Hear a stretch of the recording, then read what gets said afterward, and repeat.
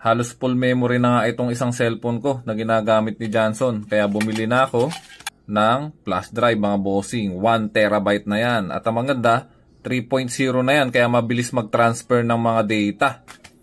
Testing natin kung nagana. Ito siya mga bossing, 1 terabyte. Wala pa siyang kalaman-laman. So pwede mo nang i-transfer yung mga laman ng iyong... Hindi, kahit anong tuwalyo na yung pwede? De? Sa taas, oo.